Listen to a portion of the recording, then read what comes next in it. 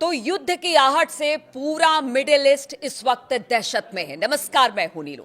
तो आज अमेरिकी जंगी बेड़ा USS Abraham Lincoln middle east पहुंच सकता है और इसके चलते आशंका जताई जा रही है कि अमेरिका ईरान पर अचानक सैन्य कार्रवाई कर सकता है। अमेरिकी गतिविधियों के जवाब में ईरानी सुप्रीम काउंसिल के जावेद अकबरी ने कहा कि मिडिल ईस्ट में अमेरिका के सभी सैन्य अड्डे ईरान के निशाने पर हैं। हमारी मिसाइलें आदेश के इंतजार में दुश्मन पर गरजने को तैयार हैं। तो यूएसएस अब्राहम लिंकन, जिसे कि CVN 72 के नाम से भी जाना जाता है, निमित्ज क्लास का न्यूक्लियर एनर्जी के ऑपरेटिव होने वाला एयरक्राफ्ट कैरियर है और यह अमेरिकी नौसेना के कैरियर स्ट्राइक ग्रुप 3 का नेतृत्व करता है। इसे दुनिया के सबसे शक्तिशाली समुद्री टुकड़ियों में माना जाता है। अब्राहम लिंकन के साथ कई डेस्ट्रॉयर, जहाज और न्यूक्लियर पनडुब्बियां भी साथ साथ चल रही हैं। एयरक्राफ्ट कैरियर में 48 से 60 F/A-18 फाइटर जेट मौजूद है, ऐसा बताया जा रहा है, और ये बिना ईंधन भरे 2300 किलोमीटर दूर तक हमला कर सकता है। अब जिस तरह से अब्राहम लिंकन की मूवमेंट लगातार आगे बढ़ रही है और कहा जा रहा है कि कभी भी ये मिडिल ईस्ट पहुंच सकती है, इससे आशंका और प्रबल हो गई है। रॉयटर्स की रिपोर्ट के मुताबिक यूएस एयरफोर्स के जॉर्डन में कम से कम इस वक्त 15 F-15 फाइटर जेट्स तैनात किए गए हैं।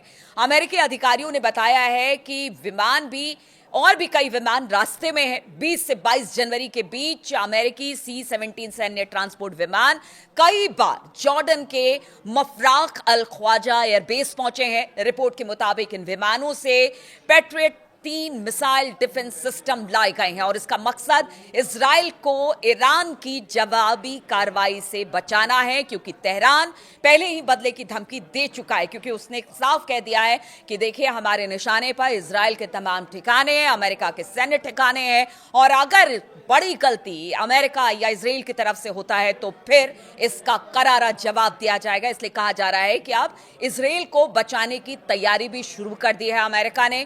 एक तरफ से वो अपने जहाज को आगे बढ़ा रहा है अब्राहम लिंकन को, तो दूसरी तरफ जो इजराइल है वो भी सुरक्षित रहे, और इसीलिए इतना वक्त लगा है। एक्सपर्ट बताते हैं कि इसीलिए इतना वक्त लगा है और इन सारे डिप्लॉयमेंट्स करने के कारण, और अब अमेरिका इसके लिए तैयार ईरान पर हमले के लिए दिखाई दे रहा है। इसके अलावा हिंद महासागर में स्थित डिएगो गार्सिया स्थित अमेरिकी सैन्य अड्डों पर लगातार कार्गो विमान उतर रहे हैं। इससे आशंका जताई जा रही है कि अमेरिका संभावित सैन्य ऑपरेशन के लिए रसद और सैनिकों की तैनाती भी कर रहा है। यानी उसे पता है कि अगर ये पूरा मामला यानी युद्ध लंबा चला तो फिर इसके लिए अमेरिका पूरी तरह से तैयार है।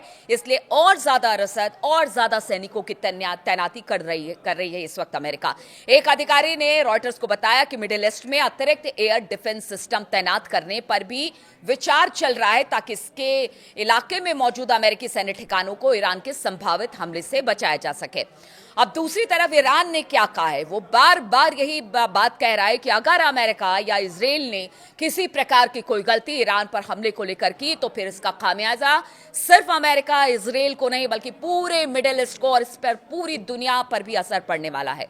अब ईरान ने कहा है कि हमारी सेना की उंगली जो है वो ट्रिगर पर है। एक वरिष्ठ ईरानी सैन्य अधिकारी जनरल अली अब्दुल्लाही ने बताया कि अगर अमेरिका किसी तरह से हमला करता है तो फिर मिडिल ईस्ट में उसके सभी सैन्य अड्डे और इजराइल के केंद्र ईरान के निशाने पर होंगे।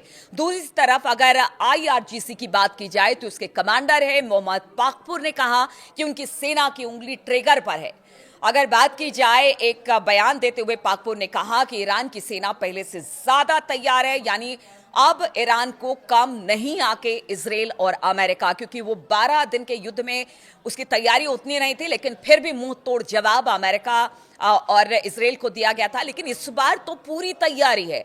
अगर अमेरिका और इजराइल ने किसी तरह से हमला किया तो फिर तैयारी ऐसी कि आग लगाने की बात ईरान की तरफ से की जा रही है। यूएसएस अब्राहम लिंकन की तैनाती के साथ साथ पेंटागन ने ईरान के आसपास अपनी सैन्य मौजूदगी और मजबूत कर दी है।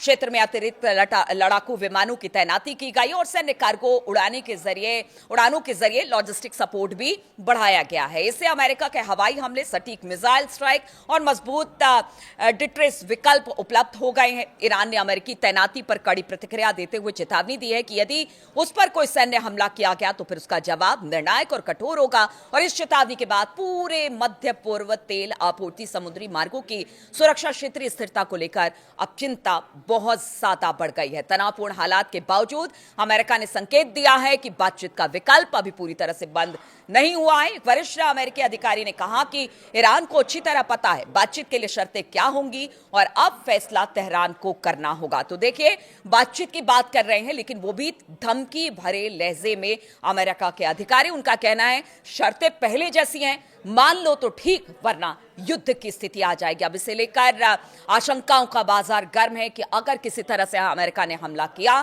तो फिर आखिर होगा क्या। इस पर लगातार मेरी नजर बनी रहेगी। मैं आपको लगातार अपडेट्स देती रहूंगी। फिलहाल बहुत बहुत शुक्रिया आप सभी का हमारे साथ जुड़ने के लिए।